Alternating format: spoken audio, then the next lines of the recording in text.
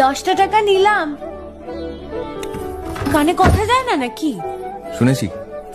কেন নিলাম? শুধুবে না? শুধিয়েছি কখনো?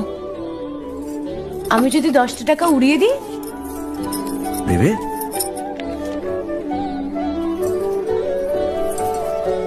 আমি তবে যাই। আমরা থিয়েটার দেখতে যাচ্ছি।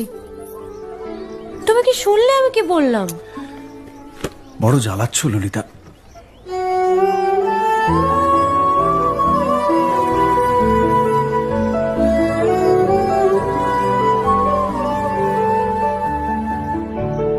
কি হয়েছে? আমরা সবাই থিয়েটার দেখতে যাচ্ছি। আমরা বলতে?